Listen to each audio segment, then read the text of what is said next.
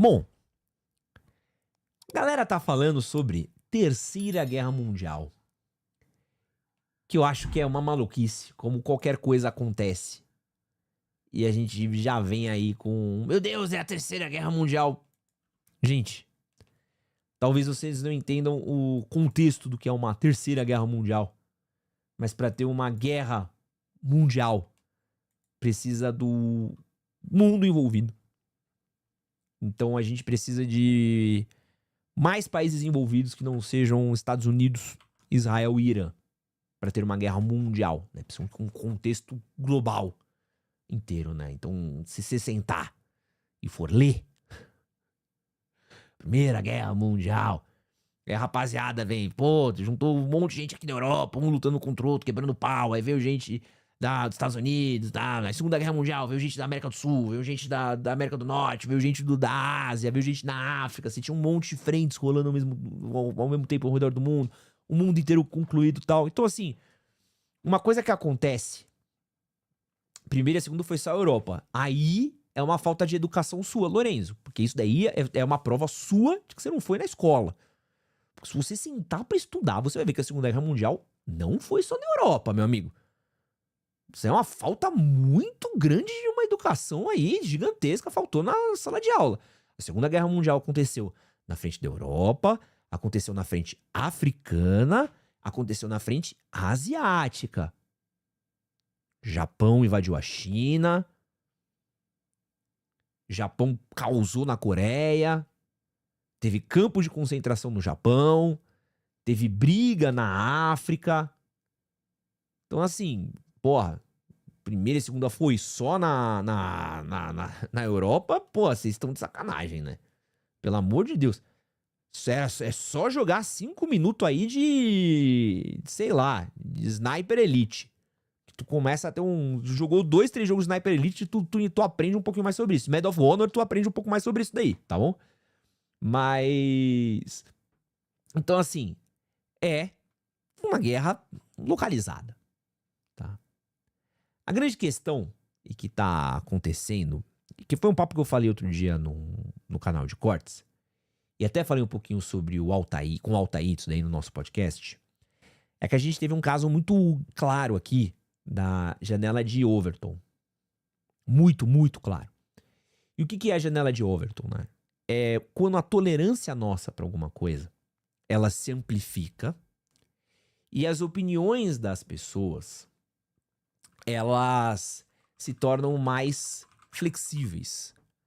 Então, um assunto que antes ele era muito polêmico, ele se torna menos polêmico. Então, por exemplo, esse daqui é um caso de janela de Overton, tá? Então você tem aqui, ó, posição aceita na sociedade. E esse exemplo aqui é o aborto, tá? Mas não estamos falando sobre isso. Então aqui, nesse momento, a janela tá em proibido com pequenas ressalvas. Então ele pode vir mais para a direita, completamente proibido. Ele pode vir para neutro, uma coisa que as pessoas não se importam. Ela pode vir para permitido com pequenas ressalvas e permitido livremente. Isso daqui ela pode vir para um lado. Isso aqui pode vir para o outro. Isso aqui pode ficar abrindo. Isso aqui pode ficar fechando. Isso aqui pode fazer várias coisas. Certo?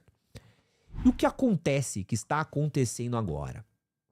A gente teve um momento de paz muito grande no mundo, né? A gente acreditou que o mundo teria uma paz muito grande. Tivemos isso, né? Pós-final da Guerra Fria. As coisas estavam mais tranquilas no pós-final da Guerra Fria.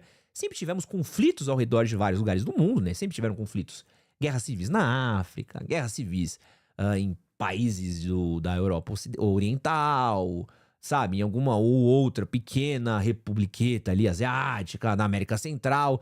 Só que as pessoas não se preocupam porque isso daí a gente só se preocupa quando tem Europa, Estados Unidos ou nomes grandes no meio, né? Essas guerras pequenas, pô, ninguém aqui vai falar de Ruanda, ninguém aqui vai falar do Congo, ninguém aqui vai falar de Bósnia, né? Ninguém vai falar desses países daí.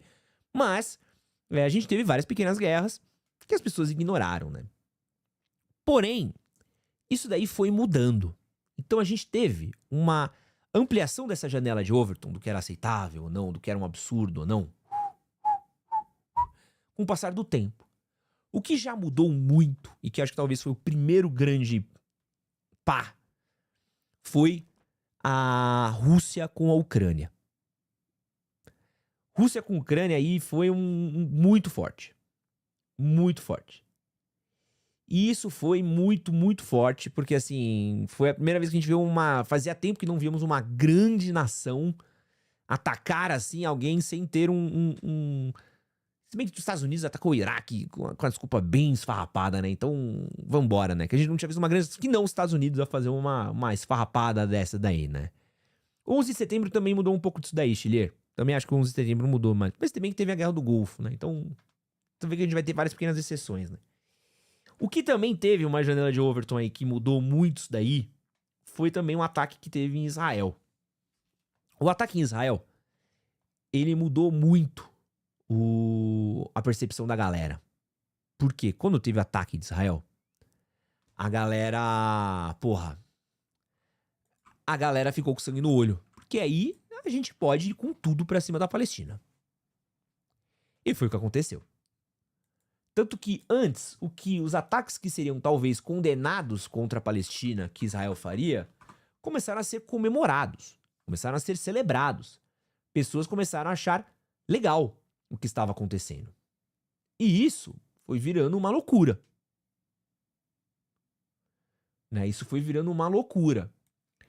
E aí, meu amigo, a gente teve aí essa flexibilização do que a gente tem como tolerância do que poderia ou não acontecer. E o que está acontecendo agora? Antes, os Estados Unidos ir e bombardear o Irã seria, por conta do causa Israel, seria um absurdo para algumas pessoas. Isso para o mundo seria uma coisa meio maluca, tá? E é que eu tô resumindo várias coisas aqui, gente. Não sou especialista em ciência política, tem vários outros conflitos, tem várias coisas. Ouçam um xadrez verbal, tá? O xadrez verbal ele fala muito melhor do que eu sobre isso. Mas os Estados Unidos ir e bombardear instalações nucleares com possibilidade de você ter, porra, repercussões gigantescas, amigo, é foda. É foda.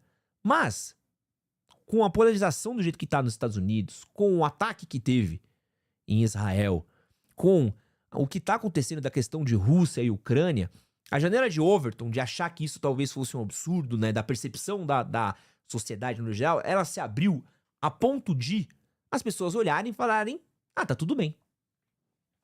Tá tudo bem. Tanto que tem pessoas comemorando esse ataque.